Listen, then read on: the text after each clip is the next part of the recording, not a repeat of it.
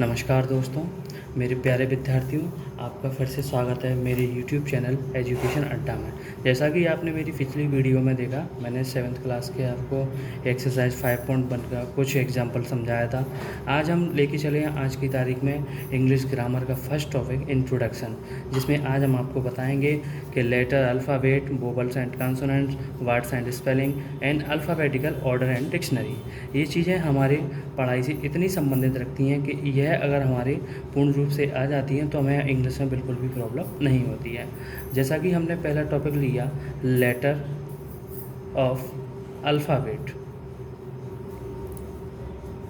Letter वर्णमाला alphabet क्रम में रहता है। अब जैसा कि हम जानते हैं कि first and second type alphabet हम ले लेते हैं, जिसमें पहले स्मॉल में और दूसरे कैपिटल।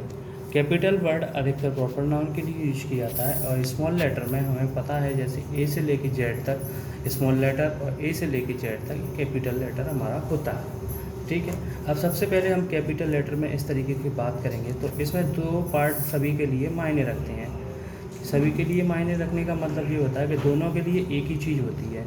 जैसे कौन कौन सी, ये आपको पता होगा। पहली होती है हमारी वोवल्स और दूसरी होती है हमारी कॉन्सोनेंट। क्या होती है दोस्तों? कॉन्सोनेंट। कॉन्सोनेंट वोवल्स में इंग्लिश में बोलते हैं स्वर, ये और इसको हिंदी में बोलते हैं व्यंजन, जैसा कि आप लोगों को रिपीट हो गया होगा। अब इनके वोवल्स और इनके कॉन्सोनेंट यानी कि दोनों की चीज़ें सेम टू सेम होती हैं। इसको हम इस तरीके से बता सकते हैं कि ये दोनों चीज़ें अपने आप में बराबर हैं। पहली चीज़ में हमने कहा कि वोवल्स हमारे ए से लेके ए, ई, ओ, आई, यू, ये हमारे होते हैं वोवल्स। और इन 5 को छोड़ने के बाद जो बचता है हमारा बी से लेके जेड तक का, इनको छोड़कर ये हमारा होता है व्यंजन, जिनको बोलते हैं हम कॉन्सोनेंट। आप इतना समझ गए होंगे, मैं आशा करता हूँ। अब ऐसे हम लेके चलते हैं अगली चीज़, वर्ड्स एंड स्पेलिंग। अब ये हुआ हमारा फर्स्ट टॉपिक में कंप्लीट इंट्रोडक्शन। ये हमारा दूसरा चलता है हमारा वर्ड्स एंड स्पेलिंग। दूसरा होता है हम मेरे प्यारे विद्यार्थियों वर्ड्स एंड स्पेलिंग। जैसा कि आपने कहा कि वर्ड्स एंड स्पेलिंग ये दोनों चीज़ें इंग्लिश में होना अनिवार्य है। जैसे कि इसकी डेफिनेशन क्या होगी? A word is a combination of letter arranged in a particular order to give a certain meaning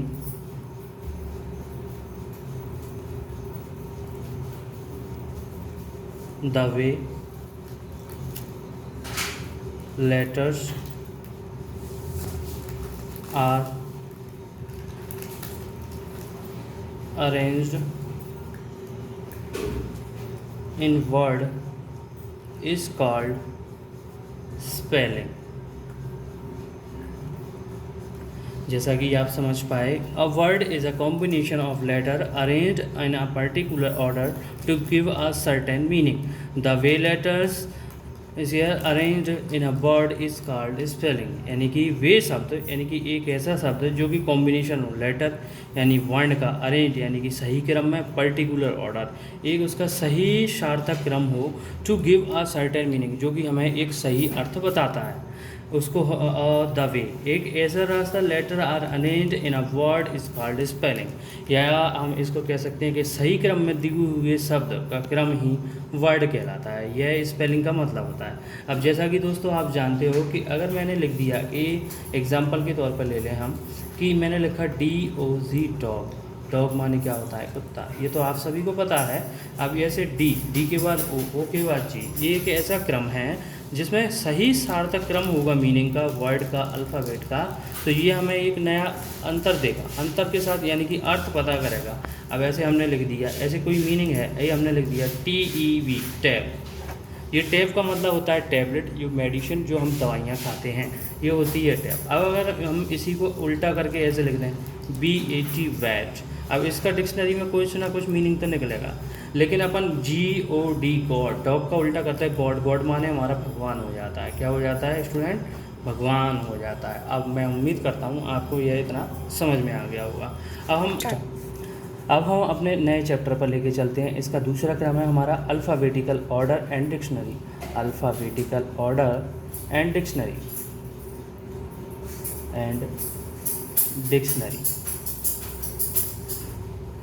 अब जैसा कि अल्फ़ाबेटिकल ऑर्डर का मतलब क्या होता है, वर्णमाला का संयुक्त। डिक्शनरी का मतलब क्या होता है, शब्दकोश का वह समूह जिसके अंदर बहुत सारे शब्द विद्यमान होते हैं उसे हम डिक्शनरी कहते हैं। अब जैसा कि आप सभी लोग बोले तो बोलो, in the English alphabet letter occur in a certain order for example। ठीक। अब for example V occurs after a and a g after as this। अब इन द इंग्लिश अल्फ़ाबेट में दिए हुए क्रम और सर्टेन ऑर्डर जो होता है हमारा, in the English alphabet letter occur in a certain order. For example, V occurs after A and T after S। जैसा कि आपने देखा A after V and A after T, यानी कि किसी भी वर्ड मीनिंग में या अल्फ़ाबेटिकल किसी भी क्रम को हम ले रहे हैं, किसी भी डिक्शनरी का सार्थक क्रम जो हमारा होगा वह हमारा अल्फ़ाबेट डिक्शनरी के अनुसार होगा। तो कैसी लगी आज की हमारी video, please subscribe my channel. Comment box में जाके आप मुझे बताएं आज का आपका वीडियो कैसा लगा। Thank you so much.